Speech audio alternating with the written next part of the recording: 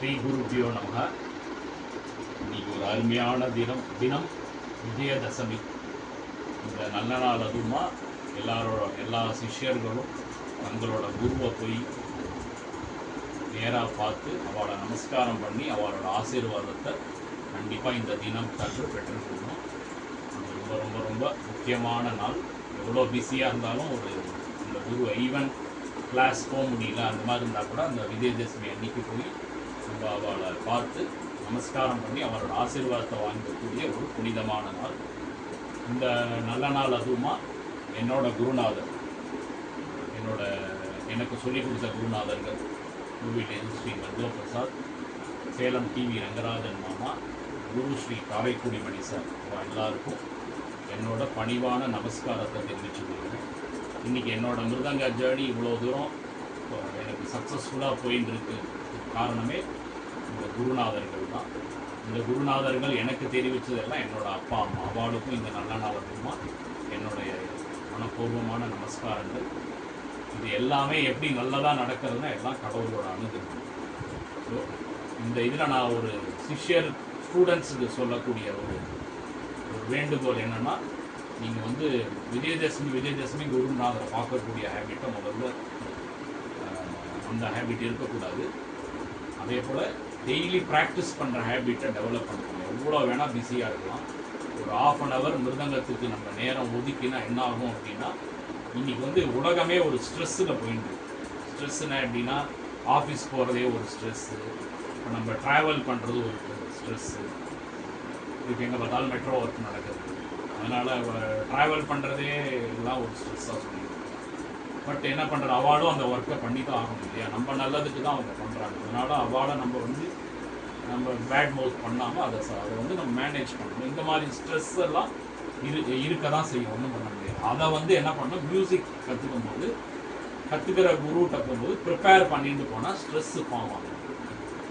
ஒரு வாத்தியார் சொல்லிக் கொடுக்குறார், இப்போ பால பாடம் சொல்லிக் கொடுக்குறாருன்னா, பால பாடத்தை ஆற்றுல வந்தவுடனே அந்த குழந்தை கை எடுக்காமல் வாசித்து பழகிட்டாங்கன்னா என்ன ஆகும், கை போய் லெஃப்ட்டு ரைட்டில் எல்லாம் அழகாக அலையணும். ஒவ்வொரு கிளாஸும் போகும்போது என்ன ஆகும், நீ கடைசி வாசித்ததை வாத்தியார்கிட்ட வாசிச்சு காமிக்கணும். அது ரித்தம் கரெக்டாக இருந்ததுன்னா அடுத்த பாடம் மேலே வாத்தியார் எடுத்து. ஸோ அந்த கண்டினியூட்டியை ஸ்டூடெண்ட்ஸ் கண்டிப்பாக இவ்வளோ நாள் நீங்கள் அதை பண்ணலைன்னா கூட இன்னிலேருந்து ஒரு ப்ராமிஸ் எடுத்துட்டு, நான் இந்த மாதிரி இந்த ஒரு அருமையான ஆர்ட்டை நான் ஒரு டிசிப்ளினாக படிப்பேன்னு நீங்கள் எந்த குருநாதர்கிட்ட வேணால் படிங்க. எல்லாமே சொல்லிக் கொடுக்குற எல்லாருமே குருநாதர்கள் தான். அவளுக்கு அந்த கெப்பாசிட்டி இருக்கிறதுனால தான் அந்த போஸ்ட் கிடைக்கிறது. அதனால் நீங்கள் தயவு செய்து பிரேக் விடாதீங்களோ. நம்ம பிரேக் விட்டா என்ன ஆகிடும்னா, திருப்பி பேசிக்ஸ்லேருந்து போக முடியாயிடும். அப்போ உங்களுக்கு அடையக்கூடிய டெஸ்டினேஷன் கிடைக்காது. ரீசன் பல, பட் எல்லாருமே அந்த மாதிரி ஹேண்டில் பண்ணிட்டு தான் நாங்களும். இப்போ எனக்குமே ஐஎம் ஏ பேரலல் ப்ரொஃபஷன். நான் ஒரு ஐடி கம்பெனியில் ஒர்க் பண்ணிட்டுருக்கேன். மிருதங்கம் என்னோடய பேஷன். ஆனால் ஒர்க் பண்ணும்போது நான் அதில் ஃபோக்கஸ் பண்ணுவேன். மிருதங்கன்னு வந்துட்டா இதில் ஃபோக்கஸ் பண்ணுவேன். அப்படி தான் என்னோடய வாழ்நாளாக நான் ரன் பண்ணிகிட்ருக்கேன். ஸோ இதனால் எனக்கு என்ன கிடைக்கிறதுனா, மிருதங்கத்தினால எனக்கு ஒரு அபரிவிதமான சந்தோஷம் கிடைக்குது. ஏன்னா என்னோடய திறமைக்கு இந்த மிருதங்க ப்ராக்டிஸ் எனக்கு ஒரு ஆணி வேறு மாதிரி என்னை அடுத்த லெவலுக்கு கொடுக்கும். ஸோ நீங்களும் அதை ஃபாலோ பண்ணிவிட்டு எந்தெந்த குருவோ அவள்கிட்ட நீங்கள் வருஷம் போகும்போது அடுத்த லெவலில் நம்ம இருக்கோமாங்கிறது நீங்கள் கேட்டிருக்கணும். அதே போல் பேரண்ட்ஸ் எல்லோரும் உங்களோட ஸ்டூடெண்ட்டை நீங்கள் ஆற்றுல திட்டாதீங்களோ, அவளை மோட்டிவேட் பண்ணும்.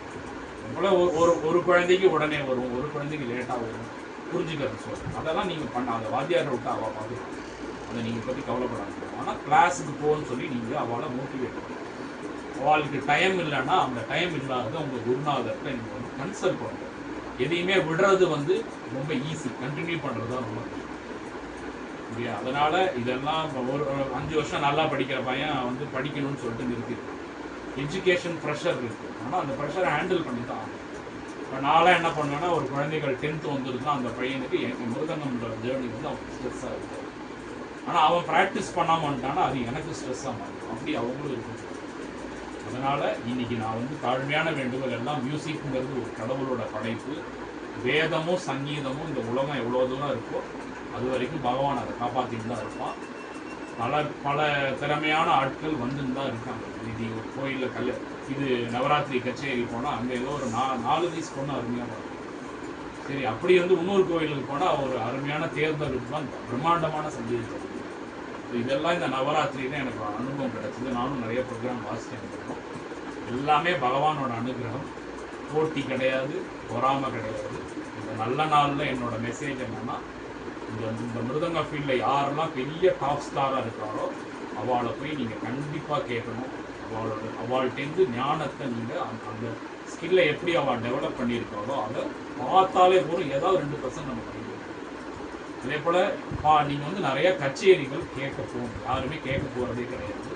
அந்த மாதிரி பண்ணாதீங்க. எங்கே உங்கள் ஆற்று பக்கத்தில் எங்கே நடந்தாலும் ஒரு 1/2 hour போய் கேட்கணும். மிருதங்கத்தை ப்ராக்டிஸ் பண்ணுவோம். இது ஒரு அருமையான ஆர்ட். மிருதங்கம் மட்டும் சொல்கிறேன், எந்தெந்த வாய்ப்பாட்டாக இருக்கட்டும், வீணையாக இருக்கட்டும், கடமாக இருக்கட்டும், மோர்சிங்காக இருக்கட்டும், எனி ஆர்ட் அதை வந்து நீங்கள் ப்ராக்டிஸ் பண்ணால் தான் நீங்கள் அடுத்த லெவல் போக முடியும். அதனால் தயவு செய்து ப்ராக்டிஸை விட்றாதீங்க, குருநாதரை விட்றாதீங்க. ஸ்ரீ குருப்பியோ நமக. எல்லாரும் லோகத்தில் க்ஷேமமாக இருக்கணும். சங்கீதத்தோடு உங்கள் ஆத்மா நீங்கள் எல்லாம் சௌக்கியம். நன்றி, நமஸ்காரம்.